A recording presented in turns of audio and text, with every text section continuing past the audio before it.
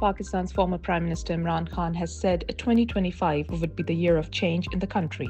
Speaking to media representatives covering his jail trial at the maximum security Adiala jail, Mr. Khan said, and quote, "In this authoritarian era, the suppression of personal freedoms, violations of fundamental legal rights, and the destruction of institutions have not only dismantled the country's social and political systems, but also its legal and economic framework.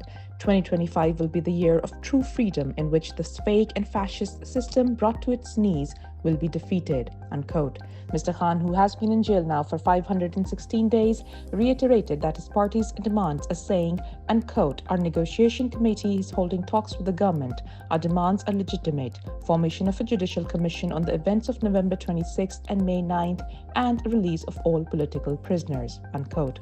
On the incoming administration in the United States, Imran Khan said he expected a non-interventionist policy, stating, and quote, "I expect a Trump to remain neutral because Biden, instigated by General Bajwa, intervened in our government's removal through a vote of no confidence, a fact known to the entire world."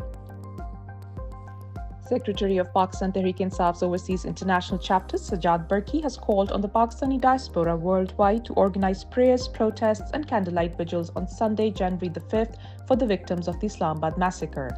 At least 14 unarmed peaceful protesters were gunned down by the Pakistani security forces in Islamabad as they marched to D Square on November 26th for democracy. In his message to the diaspora, Sajjad Burki stated, and quote, "We must never forget the martyrs. We must let the world know the extent of tyranny and oppression taking place in Pakistan," unquote. There are millions of Pakistanis who reside in Western countries and have played a pivotal role in the movement for restoration of democracy over the past 2.5 years since former Prime Minister Imran Khan's government was overthrown in a soft coup. The diaspora has engaged lawmakers in Western capitals against the unprecedented human rights violations by the military government in Pakistan. In addition to protests, in a massive blow to the military regime, the overseas Pakistanis are refusing to send remittances until democracy is restored in the country. It has now been 37 days since the horrific attack on unarmed protesters by Pakistani security forces, and the stories of the victims continue to emerge. Imran, a supporter of PTI, was amongst the protesters when he started hearing gunshots and bodies around him dropped. He said, and quote, "I saw 7 to 8 people get shot in front of my eyes. I made a video of it. It was 3:30 p.m. I was targeted by a sniper.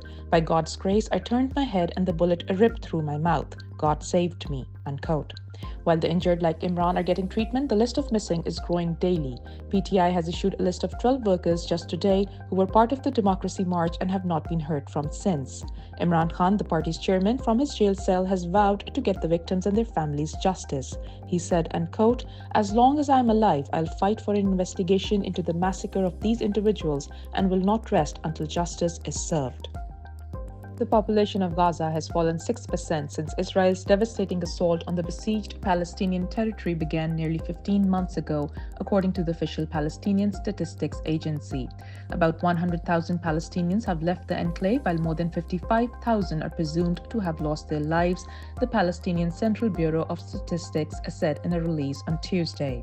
Approximately 45,500 Palestinians, more than half of them women and children, have been killed by Israeli occupational forces since the war began, and another 11,000 are missing, Al Jazeera said, quoting the Palestinian Health Ministry.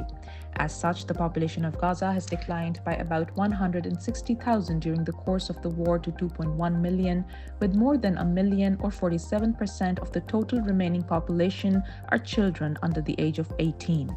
The PCBS said some 22% of Gaza's population currently faces catastrophic levels of acute food insecurity, according to the criteria of the Integrated Food Security Phase Classification, a global monitor.